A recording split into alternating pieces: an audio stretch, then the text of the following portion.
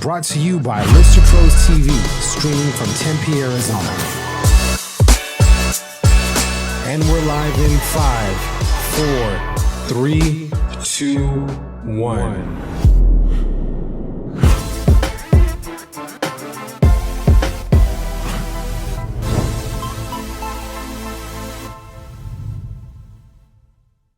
Hey guys, Jordan Nielsen here, host of Real Estate Pros on Lister Pros TV, and today we're in our Tempe studio, and we have a very special guest. We have Sarah Sakalauski of Coldwell Banker Zip Realty. Yes, hello. Did I get all that right? You did. All right.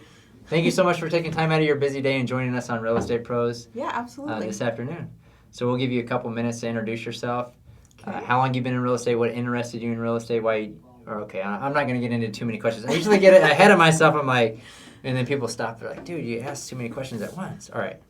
Quick intro. There you go. Make it simple. I'm coming up on my 8th anniversary of being in real estate. Cool. Found myself working for a company that was closing in residential construction due to the situation with the housing market and new homes not being built.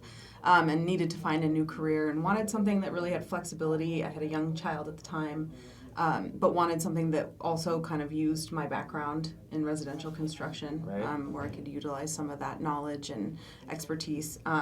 So I decided to get my real estate license, and fortunately, it's been a great career for me, and I haven't looked back. So so you got in 2010? Yep. All right, so that's kind of like where it started to kind of recover, but the business wasn't, people think that this is an easy market because it's kind of a seller's market and homes are not sitting on the market for a super long time in general, but it wasn't necessarily an easy market back then, so talk to us about how your business has changed from 2010 to 2018. Sure. When I first got in the business, I went straight with ZipRealty.com. Which is now part of Coldwell Banker. So I haven't changed brokerages, just become part of a bigger brokerage. So a lot of internet leads, worked a lot of internet leads. That's how I got clients. Selling a lot of homes that were well under $100,000, working very hard for a lot less money at the time, but learned so much about the business. In 12 months, I sold my first full 12 months of real estate. I sold 22 houses, which could take a traditional agent 5 to 7 years to do. So I got a lot of experience and gained a lot of knowledge and expertise even in just that first year. Since then, of course, the market has improved, and it's been a steady improvement since 2010. We kind of had one more dip after I started, and then it started to improve. So, market's very different right now. Like you said, it's a seller's market, but not in all price ranges and not in all situations. Sometimes, I just found myself today so surprised that I could get a client an accepted offer with a 3-month contingency. Oh, wow. To sell her house because she was really fearful of listing her house without having found where she's going to move to. Right. So you just never know. It's different every day. That's one of the reasons I got into it. Not doing the same exact thing every day, I would get bored. Sure. I'd be watching the clock. So you just you roll with it, and you fight for your clients and what they're looking to do. So one of the misconceptions of real estate agents is that they're overpaid and that they don't earn their commission. Has that been the case with you? No, but I think, I think most of my clients have been great and they felt like I've worked hard for them. But, you do get to a point at the end, especially when you attend signings, for your clients, which, a good agent tries to do, be there to answer any questions, and they see that big number, that big dollar sign on the settlement statement of what your commission is, and it's like, well, not everyone understands that you're not getting all of that in your pocket. You've got a broker to give a cut to. You've got taxes to pay, especially self-employment taxes, and other overheads. And, they don't see all the behind-the-scenes work of what you've done to get where you are, with education and building your knowledge and your skills and all of that. And so some people do think we lead glamorous lives, but that's not always the case, especially when early in my career I opened a door to a house and cockroaches fall on top of me. And if there's cockroaches and snakes are my biggest fears.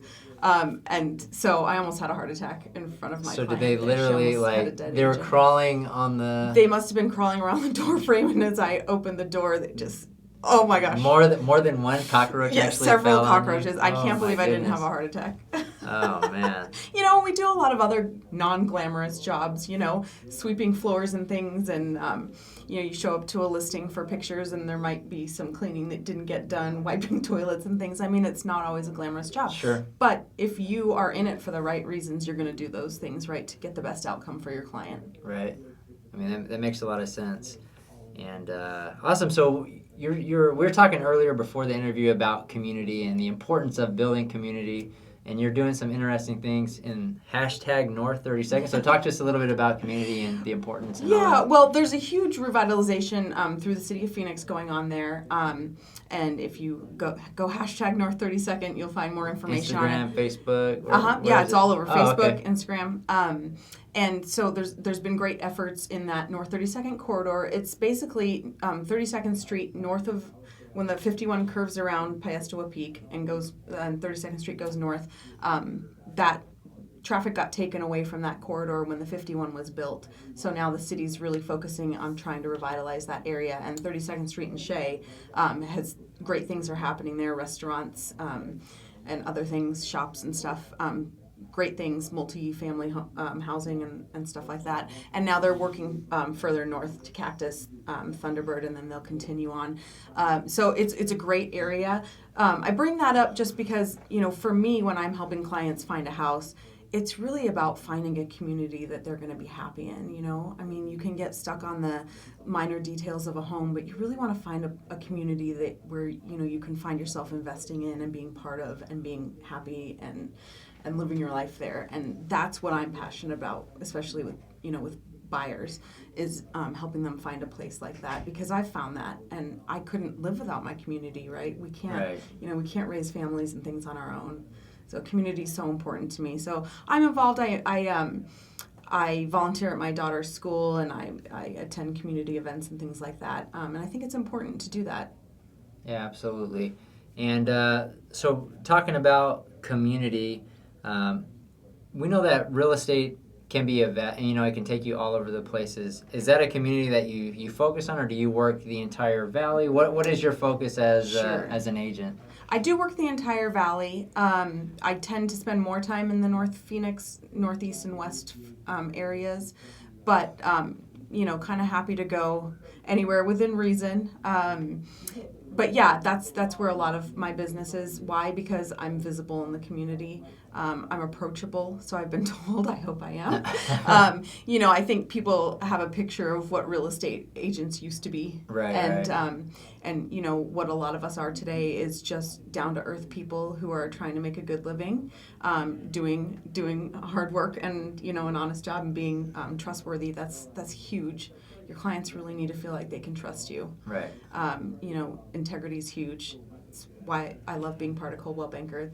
They're all about that, doing things right, doing what you said you were going to do. Not trying to fool people just to make a sale. Sure. It's just not the way to be. So what makes you different? Obviously, I think I was talking to somebody earlier, and they said 77,000 agents in the valley, and only one Sarah. So how?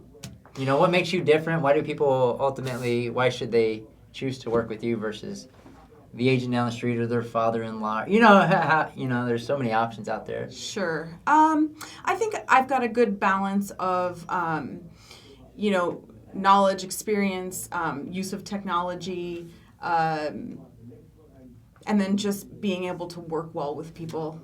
Not just the client, but also the person on the other end of the deal. The last thing you want is your deal to go south because your agent can't talk properly to other people and negotiate well and things like that. So I guess those things. Awesome. Well, if somebody is watching in North 32nd community or whatever community in the valley, how do people go about getting a hold of you if they're looking to buy or sell a home? Sure, you can find me personally on Facebook, Sarah Sakalauski, Sakalauski, or Sakalauski Phoenix Real Estate on Facebook. I'm also on Instagram and haven't visited Twitter for quite some time. Just can't find the time. There's so many I'm social busy. media platforms, so find you on Facebook and Instagram. Those are where you're at most of the time. Yeah, or www.sarahsakalauski.com. Awesome. Well, thank you so much, Sarah. It's been a pleasure having you on Real Estate Pros, and we will see you guys on the next episode. Thank you. Thanks for watching.